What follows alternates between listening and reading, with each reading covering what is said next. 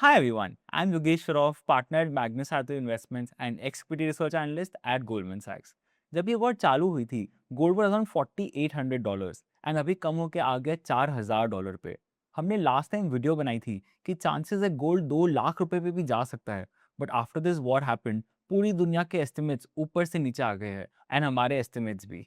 पिछले वीडियो में हमने डिस्कस किया था कि central banks across the world aggressively gold accumulate कर रहे हैं और साथ ही यूएस डॉलर का share as a global reserve currency continuously decline हो रहा है। तो इस वीडियो में हम दो चीजें करेंगे। पहला, 1 मिनट में हम रिकैप करते हैं कि हमारी ओरिजिनल थीसिस क्या थी, एंड दूसरा समझते हैं कि गोल्ड करेक्ट क्यों हुआ है एंड क्या इससे हमारी लॉन्ग टर्म थीसिस में चेंज आया है। इसका answer is very different than most people expect.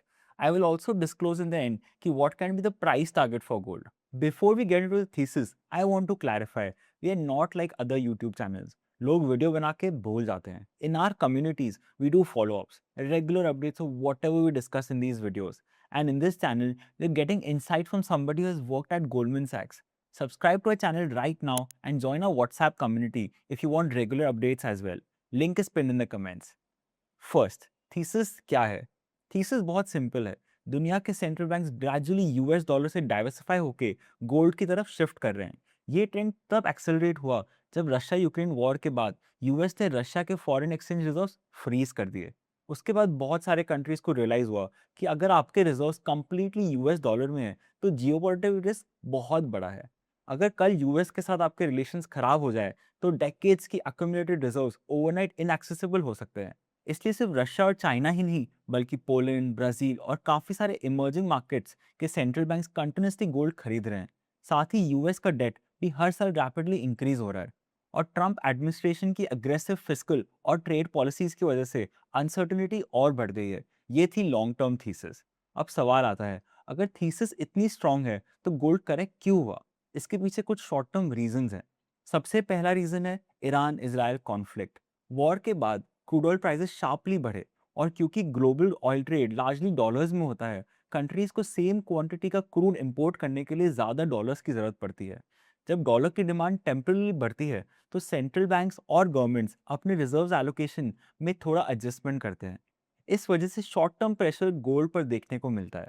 दूसरा रीज़न है यूएस बॉन्ड यील्ड्स। आज ट्रेजरी यील्ड्स लगभग 4.7% के आसपास आ गए हैं। जब रिस्क फ्री गवर्नमेंट बॉन्ड्स इतना अट्रैक्टिव रिटर्न देने लगते हैं तो नेचुरली कुछ कैपिटल गोल्ड से निकलकर बॉन्ड्स में शिफ्ट होता है। और जब इन्फ्लेशन एक्सपेक्टेशंस बढ़ती है, मार्केट को लगता है कि फेडरल रिजर्व इंटरेस्ट रेट्स को लॉन्गर पीरियड तक हाई रख सकते हैं। Higher rates generally short term में गोल्ड के लिए नेगेटिव होते हैं। तीसरा रीजन है रिटेल इन्वेस्टर बिहेवियर। जब गोल्ड कंटिन्यूसली ऊपर जा रहा था तब सब लोग बोल रहे थे गोल्ड ईटीएफ लो, गोल्ड ईटीएफ लो, गोल्ड ईटीएफ लो। लेकिन जैसे ही करेक्शन आया, वही रिटेल डिमांड सडनली स्लो हो गई। ईटीएफ इनफ्लोज रिड्यूस हो गए, और जब शॉर्ट टर्म डिमांड कम होती है तो प्राइसेस नेचुरली प्रेशर में आती है। लेकिन एक बहुत इंपॉर्टेंट पॉइंट याद रखिए, रिटेल इन्वेस्टर्स और सेंट्रल बैंक्स का बिहेवियर कंप्लीटली अलग होता है। रिटेल इन्वेस्टर्स मोमेंटम फॉलो करते हैं, सेंट्रल बैंक स्ट्रैटेजी फॉलो करते हैं। और सेंट्रल बैंक्स ने बाइंग स्टॉप नहीं की है। पिछले क्वार्टर में उन्होंने गोल्ड अक्यूमुलेट किया है। उनके लिए ऑब्जेक्टिव प्राइस नहीं है, उनके लिए ऑब्जेक्टिव है रिजर्व डाइवर्सिफिकेशन। अब थोड़ा हिस्ट्री देखते हैं। गोल्ड कभी भी 1 या 2 साल का एसेट नहीं रहा है। ये डेकेड लॉन्ग साइकिल्स में मूव करता है। अगर आप 2002 से लेकर 2013 तक का पीरियड देखें तो गोल्ड लगभग 10x हुआ था। लेकिन उस रैली के बीच में भी मल्टीपल टाइम्स 15 to 20% का करेक्शन हुआ था। हर करेक्शन के टाइम लोगों को लगता था कि रैली खत्म हो गई है, लेकिन लॉन्ग टर्म ट्रेंड कंटिन्यूसली चलता रहा। मुझे लगता है कि हम फिर से वैसे ही एक स्ट्रक्चरल साइकिल के बिगिनिंग में हैं। पिछले 3 से 4 सालों में रैली जरूर हुई है, लेकिन मेरे ओपिनियन में ये एक शुरुआत है। अगले 4 से 5 सालों में और सिग्निफिकेंट अपसाइड देखने को मिल सकता है। मेरे लिए गोल्ड सिर्फ एक कमोडिटी नहीं है। आज के एनवायरनमेंट में गोल्ड तीन चीजें रिप्रेजेंट करता है। Number one, an inflation hedge. Number two, a currency hedge. And lastly number three, a hedge against increasing geopolitical uncertainty and the declining trust in the US dollar based financial system. इसलिए मेरी long term thesis बिल्कुल वही है। Correction हुआ है, thesis change नहीं हुई है। इनफैक्ट मुझे लगता है लॉन्ग टर्म इन्वेस्टर्स के लिए ये करेक्शन एक हेल्दी पॉज है, ना कि बुल मार्केट का and. JP Morgan, Citi, all of them have placed the price target of around $6,000. This is a 50% upside from here. I feel that might not happen this year, but I definitely see gold at $10,000 when the cycle ends. If you have a 3 to 5 year view, I think gold 2.5 lakh से 3 लाख के बीच में भी पहुंच सकता है.